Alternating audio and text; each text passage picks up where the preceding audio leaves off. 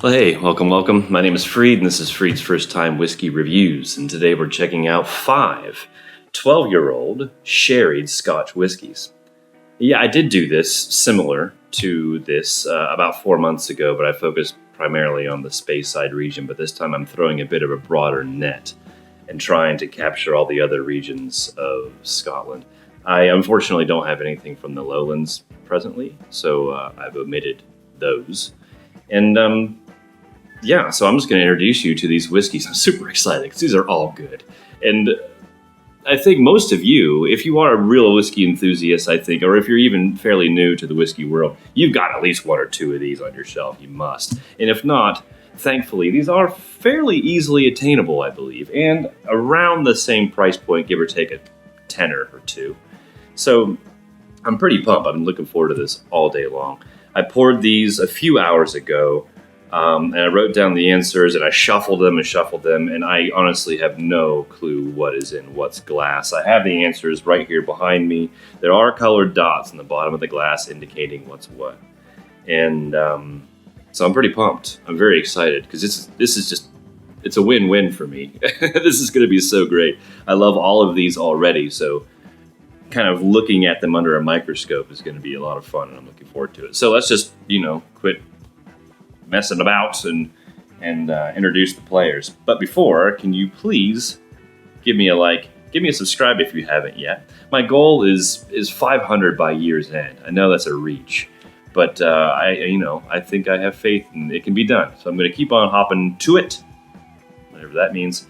And if you like it, please give me a thumbs up and consider subscribing. If you have already subscribed, thank you. I don't think you realize how much it means for the tiny tubers like myself. Literally every single subscription makes me happy. It puts a smile on my face. I'm not joking. I'm not exaggerating at all. So yeah, thank you kindly. Really cool. Anyways, enough of that.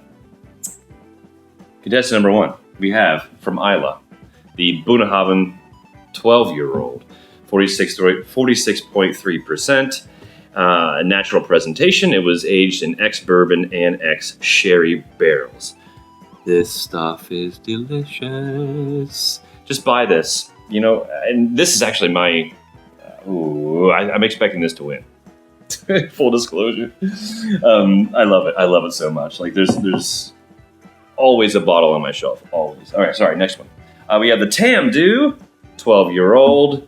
This is a Speyside 43% ABV, natural color, non-chill filtered, 100% sherry matured, Oloroso to be specific. Now we have the Highland Park 12-year-old. This is an island malt. This is the 43% 12-year-old. Fortunately, I can get that over here. I think in the States, y'all get the 40%er, which is just a bummer. 43% natural color, but it is filtered, messed up. And it was aged in European and American oak. Cool. Nexticles is the Royal Brocla 12-year-old, 46% ABV, natural presentation, and finished in Oloroso sherry barrels. And that color, man. This is the newer, more contemporary bottling, so they've upped everything up. They've made a natural presentation and bumped it up to 46% alcohol by volume, which is fantastic. It's a delicious pour. If you can find it for a decent price, pick it up.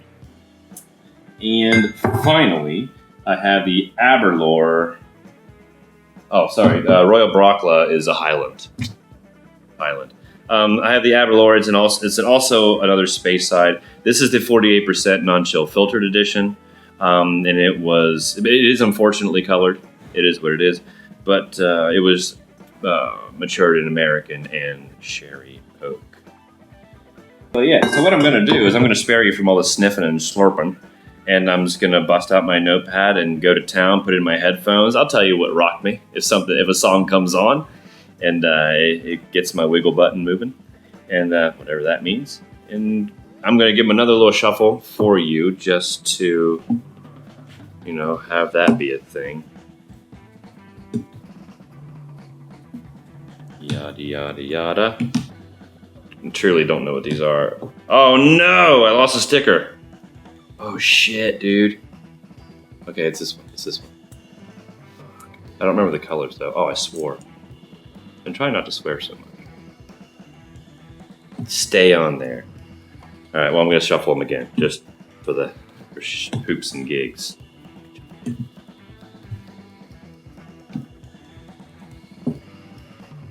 Sweet, okay. These notes gone, these notes come. Now, headphones in, and I'll see you in a little bit, and I'm asking for your forgiveness now if I'm a bit slurry when I come back. It's just part and parcel, baby. All right, see you in a bit. Look at them there. Pretty maids all in a row. I want the one on the left. She's perfect. Which one you want? Huh? Okay. Okay. All right, we have results. And I can't stress this enough. That was awesome. They're so good. They're all so good. And I did put them in an order of my favorite, and I also did take a stab as what I think they are, but blinds are so hard, and I'm notoriously bad at them. Although I am getting a little bit better, it's still quite difficult. But I'm going to save my notes, listen to them, because these are pretty, like I said before, they're pretty available. So there's a high probability that you've tried these before, and maybe they have, found a little place in your memory bank, and maybe you did write down some little mental notes as to what you tasted and smelled when you tried them. What?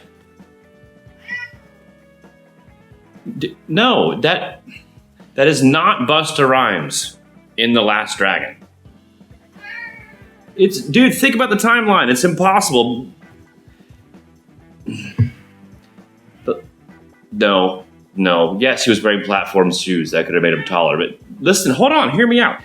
The Last Dragon was filmed in 1985. Busta Rhymes was born in 1972. That means he was 13 years old when he filmed The Last Dragon. Shut up. God, shut up. Okay, sorry. Distractions. Have you watched The Last Dragon? The movie is so good. Hey, sorry. Number one. This one here. So we're going from my left to right. Number one, amaretto fudge, rich, creme brulee, cinnamon, a little hot, boozy soaked raisins on the palate, creamy new toy, like a sweet dry red wine, milk chocolate, tart cherry taffy, finish medium long, ginger snaps, dry sweet oak. Number two,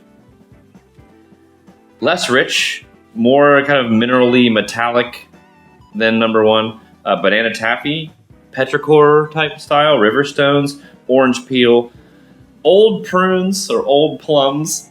Not like they've been sitting there for a while, sitting there in the bag, and you kind of went back to them and gave them a whiff. Red fruits as well. Oh, that cat.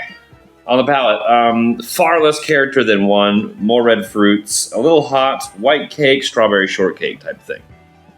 On the finish, medium, oak, dry, spicy, with some cough drop vibes. Number three. On the nose, richer than two, but not one, butterscotch, sweet tea, candied lemon. On the palate, velvety, fudgy raisins. Better than two, but not one. Dry. On the finish, medium long, spicy oak, citrus, and tiramisu. Number four. On the nose, a match put out onto a pile of raisins. Vanilla, sponge cake, cherry coke. On the palate, bubblegum, dry fruit, little thin but flavorful. Dry, slight savory note in the back end. On the finish, medium oak spice, sugar-free fruit gum with some black tea. Number five, on the nose, thick sherry, almonds, pecan pie, deep flavors. Palate, so rich, chocolate mousse, almost too rich. Definition of a dessert whiskey. Custard topped with raisins. On the finish, long, slightly dry, vanilla coke, and it's very mouth coating. Thoughts? I think I have a pretty decent idea as to what they are, but like I said, blinds are hard.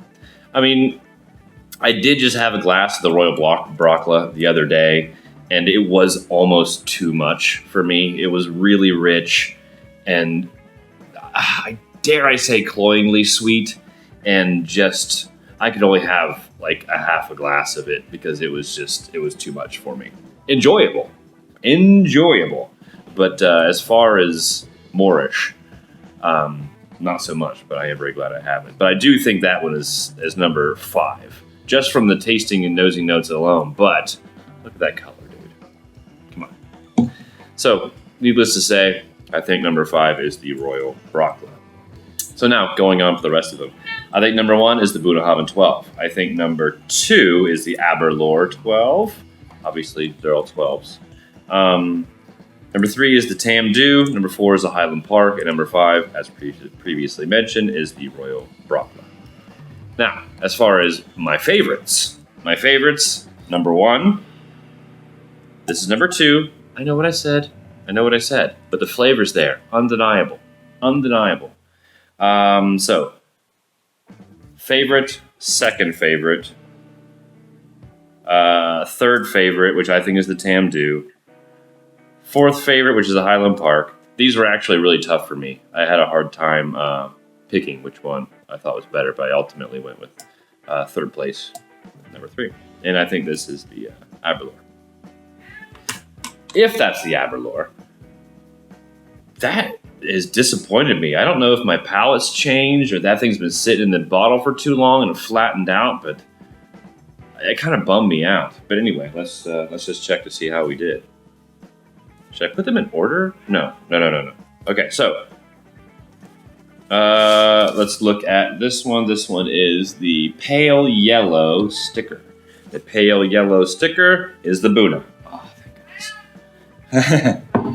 All right, so pale yellow is Bunnahabhain. Just to reiterate, this is what I preferred out of all of these. My favorite out of the lot. So number 2 is the pink. Pink is Highland Park. Get out of town. I didn't get any of those notes that I actually wrote down for number 4 in Highland Park. How about that? Okay. So this is pale green. Pale green is... I didn't write it down. Well, that means it's got to be the Aberlour. Yeah. All right, you're the Aberlour. So, okay, shoot. So I thought this was Tam Dhu. That means this is Tam Dhu. Make a guess, right? So this is the yellow one? Yeah, that's the yellow one, so that's Tam Dhu. And that's the Brockla. Wow, okay, so that means Bunna's number 1 in my flavor funness. The Brockla is number 2. And number 3 is the Aberlour. Cool. Number 4 is Tam Dhu. And then number 5 is the Highland Park. Huh. How about that? Right on. I learned something. Now that I know what they are, I'm gonna turn the camera off and just have another think about it. So, how was that? Was that fun? How'd you do? Did you get any right? Did you get more right than me? Not surprised in the slightest bit that the Bunnahabhain won. That stuff is so tasty, and being in China, I'm hunting down the cask strength for a reasonable price, and I haven't yet to find it for a price that I'd pull the trigger at. But it's just fantastic, all around fantastic. So that is my 12-year-old sherry shootout.